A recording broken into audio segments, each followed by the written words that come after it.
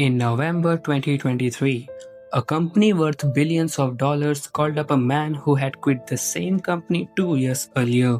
They asked him to come back and take over as CEO, and he said no.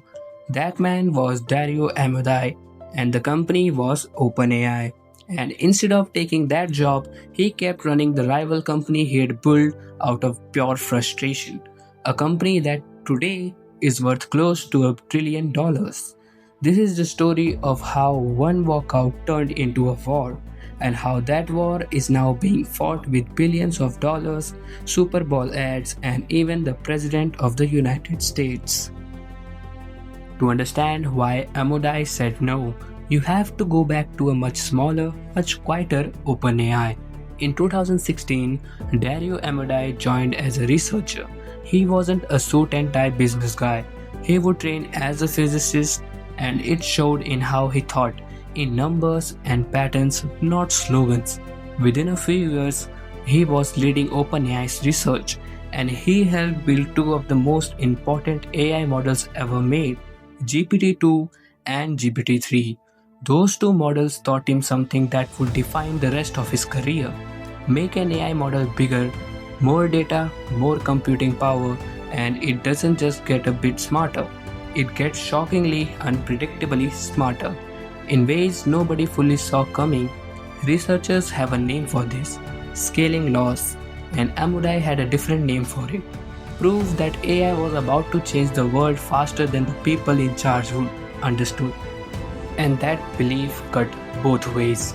If bigger really did mean smarter, then AI was going to become one of the most powerful inventions in human history, which meant getting it wrong wasn't a small mistake, it was a kind of a mistake you don't get to take back. By December 2020, Amodei was gone. OpenAI put out a quite little announcement like any other executive leaving for new opportunities. It was anything but routine. Within months, 7 more senior people walked out the same door: researchers, safety leads, policy experts. 8 people total, giving up stock in one of the best funded labs on the planet to start from zero. In 2021, Dario and his sister Daniela Amodei founded a company, Anthropic. Here is the part where most people skip over. Daniela wasn't just a co-founder for the sake of having a co-founder. At OpenAI, she would run safety and policy, the unglamorous job of making sure powerful tech doesn't blow up in everyone's face. At Anthropic, she became president, running the company's inner workings while her brother became the public face out front, one sibling facing the cameras and one holding the machine together behind the scenes. Neither company works without both of them. For years, the story people told about the split was simple: safety versus speed. Anthropic wanted brakes and OpenAI wanted to floor the gas pedal. But when Amodei was finally asked, years later, what actually pushed him out to the door, his answer was more personal than that. He said, sure, there were real disagreements about safety, but disagreements alone don't make you quit a company you helped build. What breaks things is when you stop trusting the people in charge, when their actions stop matching what they claim to believe. That's not really a policy dispute, that's a breakup.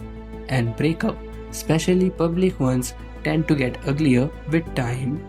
For its first couple of years, Anthropic acted less like a startup chasing customers and more like a research lab with a mission statement.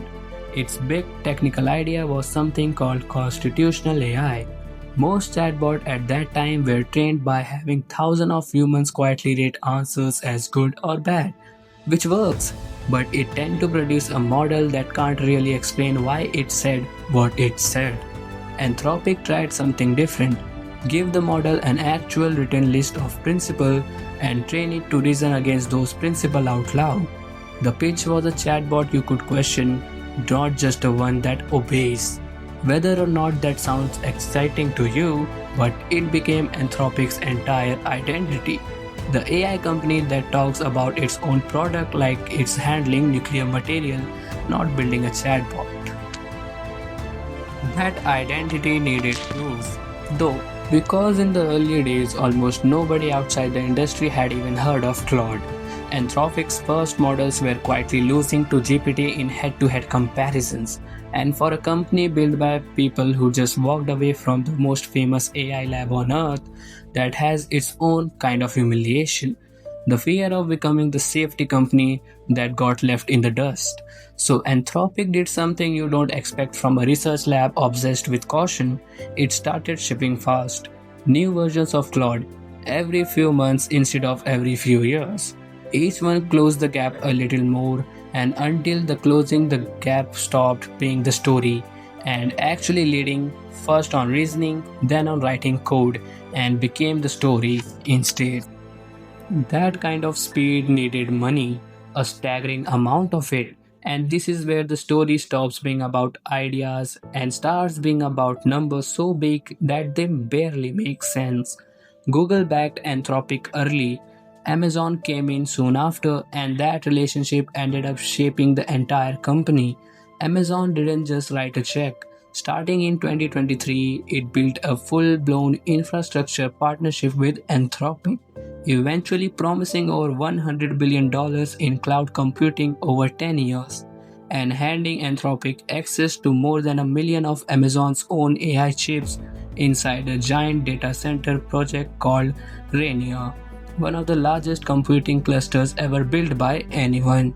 Google matched that ambition from its own angle, opening up access to a million of its AI chips too. Two of the biggest tech companies on the planet had basically picked a side. And the money that followed doesn't look like a normal startup growth. It looks like a typo. In March 2025, Anthropic was valued at $61.5 billion. 6 months later, that number nearly tripled to $183 billion. By February 2026, it had doubled again to $380 billion, and by May 2026, after raising $65 billion in a single round, Anthropic hit $965 billion, inching towards a trillion and quietly filling paperwork for an IPO. That's a roughly 15 times growth in just over a year on the same basic product in the same market. Investors weren't betting on a chatbot app anymore. They were betting on the company becoming the backbone of how work gets done. Because somewhere in the middle of all that fundraising, Anthropic found the one product that actually justified the hype: Claude Code. Its AI coding tool, launched in May 2025, took off almost immediately. Within about 9 months, it was generating well over $2.5 billion a year in sales. Business subscriptions to it quadrupled in first 6 weeks of 2026 alone. By one estimate, Claude was writing around 4% of all public code updates on GitHub worldwide, a number that had doubled in just a month. 8 out of the 10 biggest companies in America became customers. The number of accounts paying Anthropic over $1 million a year went from about a dozen to over 1,000 in 2 years flat. This wasn't a buzz anymore. This was Claude quietly becoming the tool software engineers couldn't work without. And the coding boom created a problem nobody had planned for. Anthropic couldn't keep up with its own demand. For a stretch in 2025, the company simply didn't have enough computing power to serve everyone who wanted Claude, and it started showing up as outages and frustrated customers. Exactly the kind of growing pain that kills a fast rising company before its story finishes playing out. That's part of why those giant Amazon and Google deals matter so much. They weren't just about looking impressive to investors, they were survival, a race to build enough raw computing muscle to keep selling the product at all. To push even harder into big businesses, Anthropic built out a whole partner network in March 2026, putting up an initial $100 million to train outside consultants and tech firms on how to roll Claude out inside massive organizations, growing its own partnerships team 5 times over. This is unglamorous machinery hiding behind that eye-popping valuation. Armies of account managers quietly wiring Claude into banks, hospitals, and government offices long before most regular people had ever heard the name Anthropic. But money and market share were never going to be the whole story, because across the bay, the man Amodai had walked away from a company which was as massive as this. But the rivalry mostly stayed behind the closed doors until November 2023, when OpenAI briefly fell apart. Sam Altman was suddenly fired by his own board. In that chaos, nearly all 700 OpenAI employees threatening to quit in protest, the board did something that nobody saw coming. They called Dario Amodei and they wanted him to step in as CEO. They even floated merging the two companies entirely. The company Amodei had left because he no longer trusted it, into the company he would build specifically because he didn't trust it. Amodei turned down both offers. Days later, Altman was back in charge and the whole episode became Silicon Valley legend, the merger that almost happened and between two men who could no longer stand next to each other for a photo. Which brings us to February 2026, a group photo at an AI summit in India that said more about this rivalry than any earning calls could ever. Standing next to India's Prime Minister Narendra Modi, a lineup of tech CEOs posed for the cameras. Modi grabbed Sam Altman's hand and raised it up. Google's Sundar Pichai and Meta's top AI executive clasped hand and smiled. Altman and Amodei, standing right next to each other, did not touch, no handshake, no eye contact. Just two raised faces, frozen a few inches apart, and the clip went viral within hours. It wasn't a one off. Weeks earlier, Anthropic had a run Super Bowl ad campaign, four commercials, each one opening with a single word stamped across the screen: betrayal, deception, treachery, violation. Every ad showed an AI helpfully answering a question right before it suddenly cut to an unwanted product pitch, a not so subtle dig at OpenAI's decision to start putting ads inside ChatGPT. Around that same time, Amodei described founding Anthropic almost warmly as a group of people who trusted each other completely and simply went off to build something on that trust. Watching the frozen handshake right after those ad airs, it was hard not to hear the quiet accusation buried underneath. That trust, once it's gone, doesn't come back just because you are both worth hundreds of billion dollars now. If that were the whole story, it would already be one of the great corporate feuds of the decade. But 2026 threw in something neither founder was fully ready for: United States government picking a side. In February 2026, the Pentagon pushed Anthropic to let the military use Claude with zero restrictions. Anthropic pushed back, asking for exactly two promises in return: that Claude won't be used to spy on American citizens and wouldn't be used to powerfully automate weapons. The Department of Defense called that unacceptable, and Amodei refused to budge, saying his company simply wouldn't agree to it in good conscience. What happened next was extraordinary. The defense secretly publicly branded Anthropic a supply chain risk and a label normally slapped on a company tied to a hostile foreign governments. President Trump ordered every single federal agency to immediately stop using Anthropic's technology and gave the Pentagon 6 months to phase it out, and warned of serious consequences if company didn't fall in line.